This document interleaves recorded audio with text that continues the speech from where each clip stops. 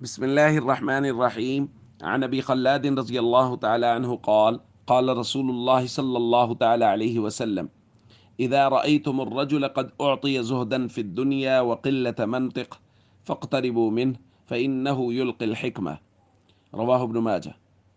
نبی کریم صلی اللہ علیہ وسلم نے ارشاد فرمایا، جب تم کسی ایسے شخص کو دیکھو جو دنیا کی طرف سے بے رغبت ہے اور کم گو بھی ہے تو اس سے قربت اختیار کرو، کیونکہ یہ حکمت اور دانائی کی بات بتائے گا۔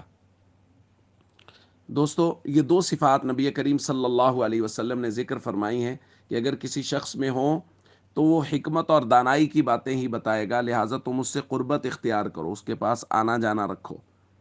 ایک ہے زہدن فی الدنیا، وہ دنیا سے بے رغبت ہو۔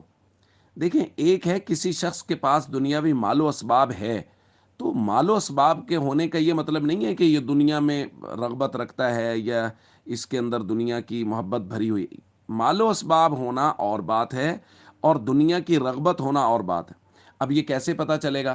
تو بھائی ظاہری طور پہ یہ پتہ چلے گا اس کی گفتگو سے۔ آپ اس کے پاس گئے ہیں، اگر آپ وہاں گئے ہیں اور ہر وقت مال و اسباب کی ہی باتیں ہو رہی ہیں، ہر وقت دنیا کی ہی باتیں ہو رہی ہیں، تو اس کا مطلب یہ ہے کہ یہ چیز اس کے دل میں موجود ہے، اسی وجہ سے تو زبان پہ آ رہی ہے۔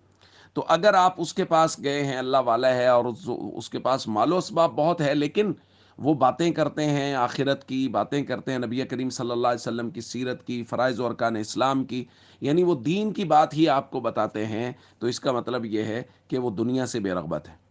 اور دوسرا ہے قلت منطق، کہ وہ گفتگو کم کرتے ہوں، زیادہ نہ بولتے۔ جو شخص بہت زیادہ بولتا ہو، وہ اس سے حکمت اور دانائی کی باتیں اگر ہوں گی بھی صحیح تو پتہ ہی نہیں چلے گا۔ ظاہر ہے اگر ایک آدمی 200 بات میں سے 2 باتیں حکمت اور دانائی کی کر بھی رہا ہے تو 198 باتوں میں سے 2 باتیں نکالنا بڑا مشکل ہوگا۔